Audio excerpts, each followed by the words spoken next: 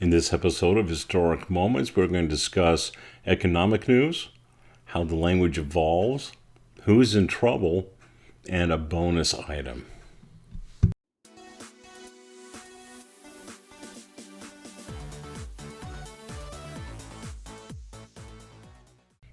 Welcome to Historic Moments with Lindsay.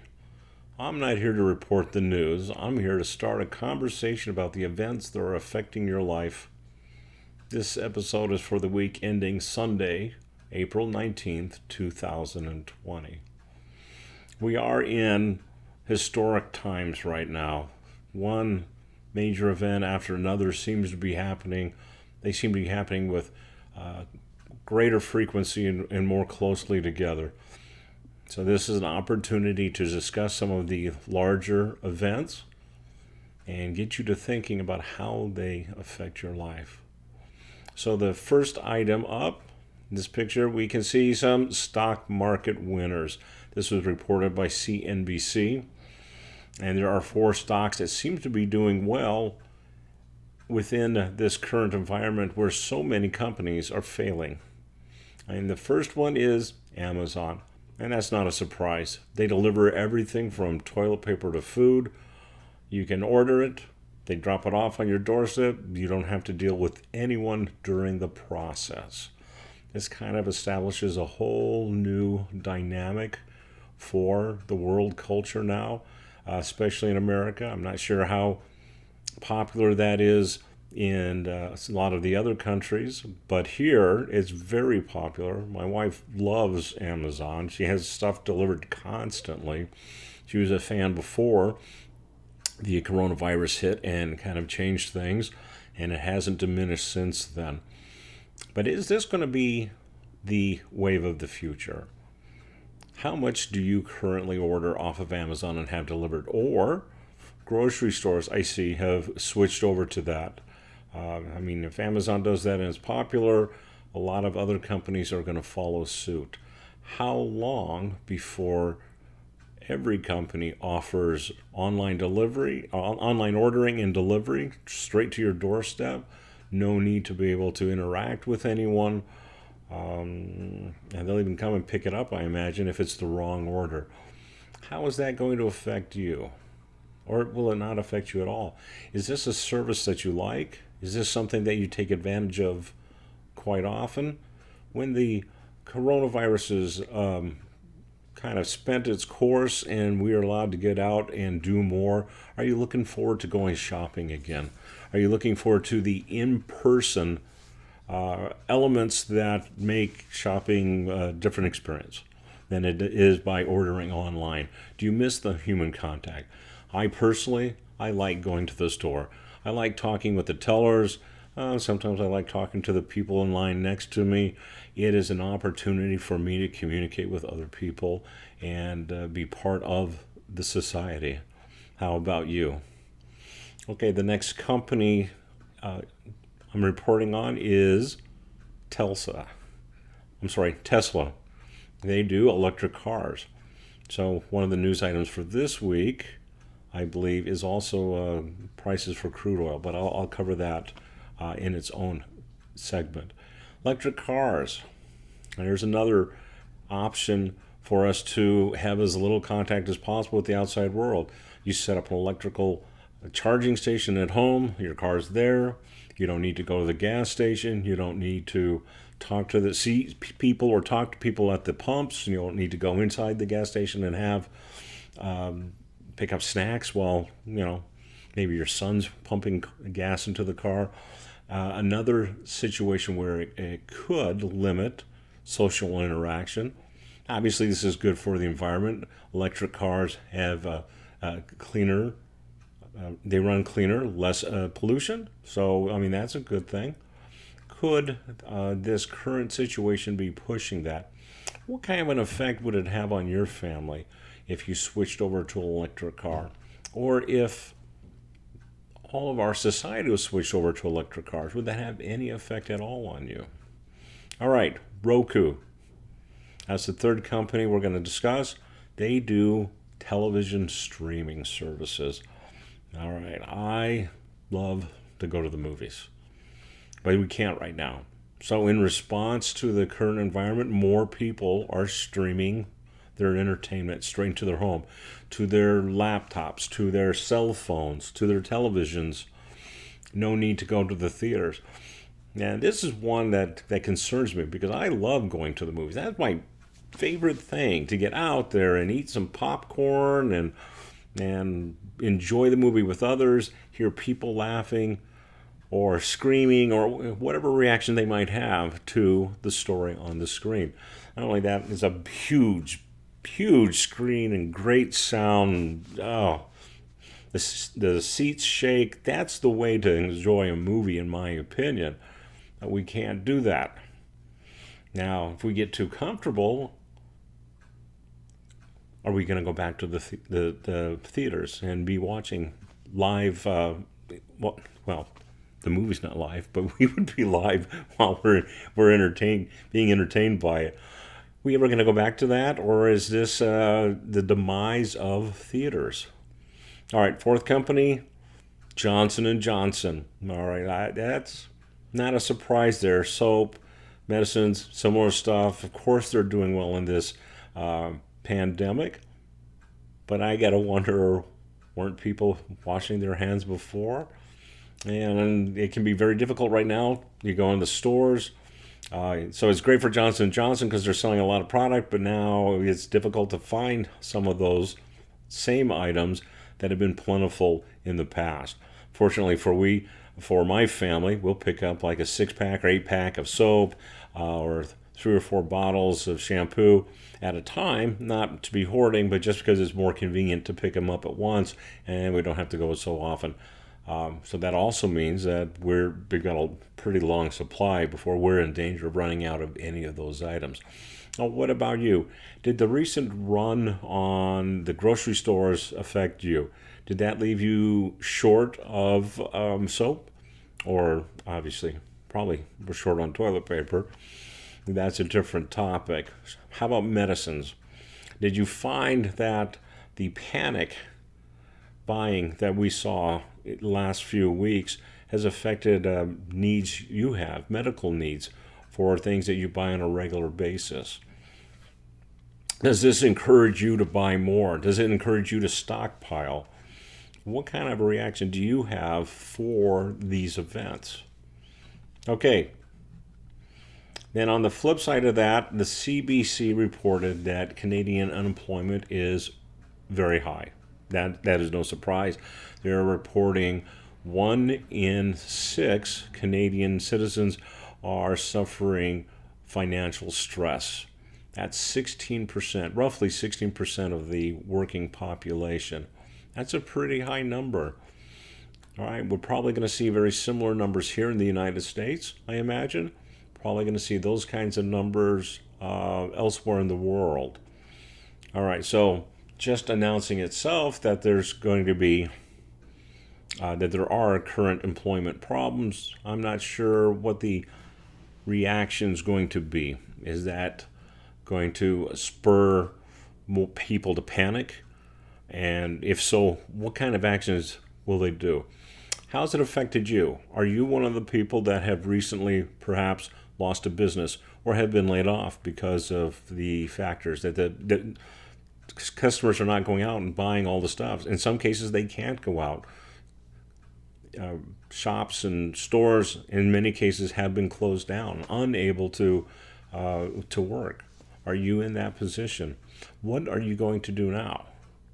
What is your plan? Do you have a future plan? Or are you just holding out and hoping things will get better? Or are you going to just kind of dig in, use the resources you have, and then when things start to open, jump right back into doing what you were doing before? Or have you been forced to change the way you do business?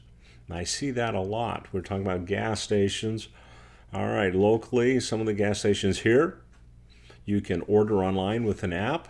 You show up, they will have someone run out your order from inside the store to your car out at the gas station or out at the pumps. You can be putting gas in your car, they'll deliver the rest of the stuff to you, and boom, they're gone. That's smart on their part. That keeps the purchasing going on inside the gas station. whereas in many cases, people might just show up, get whatever gas they need, and then leave. A lot of ramifications are going to come from this. I'll be interested to hear how it is affecting you and how you think it's going to go, what direction this is going to go, what's going to be next, what are we going to see as a repercussion for these events. All right, my second item is the language evolves.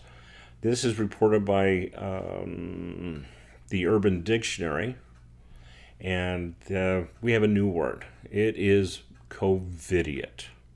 All right, the language changes a lot in America. We seem to like new terms, and we go through them on a regular basis. So a covidiot is someone who acts in a stupid manner because of the COVID-19 pandemic, such as going out and buying ridiculous amounts of toilet paper when there's really not a shortage or a need to do that. So someone who acts in such a stupid manner is now referred to as a covidiot. All right, and that got me to thinking maybe I should come up with a word of my own. How about if we put together pandemic and economic, and then we get pandemonic? All right, and I did that as kind of a funny thing, and actually I'm kind of hoping that that doesn't become a term, that we don't see in a few months that the pandemic has led to an economic panic that leads to demonic behavior. I hope that's not the case, because I was just making a joke here. Okay, guys, let's not take it too seriously. But what about you? Do you have a new term? Has the recent series of events changed your language? Are you using a term now that didn't exist 2 months ago? If you are, I'd be very interested in having you post in the comments and share that new word with all of us. All right, third item, the World Health Organization is in trouble. President Trump has decided to sign an order to withhold funding. This is reported by CBS. The World Health Organization is a respected organization. They do a lot of good, and I'm not making a judgment on whether President Trump is right or wrong in doing this. That's not my role here as moderator of this show. It's my job just to get us thinking about it. So in this case, that has happened. Is there an impact on you? What is the repercussions in your life from that action? I mean, obviously, if you were part of that organization, that puts you in trouble. That puts you in the same position that many of the other people in our society is, that they've lost jobs or they are in danger of losing jobs because of the economy. All right, is someone going to replace the World Health Organization? Is there someone who can replace the World Health Organization? Can the world do without the job that they do? Do we need them? I would kind of think that we do. We kind of expect them to jump in whenever there's a pandemic or an infectious disease outbreak. We kind of are expecting them to show up with, they're the frontline troops for the fight against all sorts of viruses. And if they're not there, who's going to do that work? And what work do they do? I mean, is that work that we can get away with not having available? But for me, the bigger question is what other organizations might be in trouble? What organizations that are kind of a standard in our society, we expect them to be there and involved in whatever it is that they do. Could this be a sign that they may fall one by one? If they're not under the umbrella of the United States government, how vulnerable are world organizations to having the United States withdraw financial support? Okay, that could be a very sobering idea. I mean, think about how yes, we are so vital to getting that work done. And then who's going to fill in the holes for all of those organizations? Or will they not? Will this lead to an age of isolationism where every country has to deal with their own problems? Okay, here in the United States, we might well be able to do that. That might not be as big of a problem. It could be a solution for our economic woes, because that would mean jobs. We'll need to pull people in to do jobs that were being done in many cases by people from all over the world. But at what cost? At what cost to society in a whole to have us sever relationships one by one with world organizations? A very serious idea to contemplate. Would love to hear what your thoughts are on it. Does it affect you at all? Where do you think this is going to go? Okay, last item. With so much serious material, I'm wanting to go a little bit lighter, end on a little bit lighter note, sort of lighter note. Comic-Con was canceled. Oh, I haven't gone in years. And this was the first year I had signed up, and I was going to go with a buddy, and it was going to be glorious and fun and super crowded. But I was really looking forward to it, and it has been canceled. Not postponed, just boom, it's canceled. Hopefully, they say, we'll see you in 2021. All right, how many of you were going to Comic-Con? How many of you have items that were long anticipated? You've been waiting for a long time for them to come up, and maybe you scheduled a vacation or an anniversary trip, or maybe a reunion, a school reunion, high school reunion, and those have been canceled this year because of the virus, because of the pandemic. How does that affect you? How does that make you feel? Is there going to be any repercussions for you not being able to go? Now, unfortunately for me, Comic-Con is just fun. It's not one, even though I would be going as a professional, it's not something that a lot of my business is based on being there. But for many other authors and comic book artists, celebrities, this is a big event. This is an event that really helps them financially during the year. It's going to be a blow to them. So, what event has been canceled that really bothers you, that really impacts your life? Leave a comment in the notes and tell me what you think about it. How does it make you feel? Are you just bummed, or is there a more serious level of disappointment there? All right, this is an age of one momentous event after another, and really we need to take the time to record not only the event, but how it impacts us and how it impacts those around us and how it makes us feel. We need to leave these stories for ourselves down the road so we can come back and we can look and we can learn from our own experiences, but also leave that for other future generations, for our children, for our grandchildren, for our great-grandchildren. Our participation in life makes us participants in history. And you should really be recording your part of this historic time. All right, that's it for this episode. See you next time.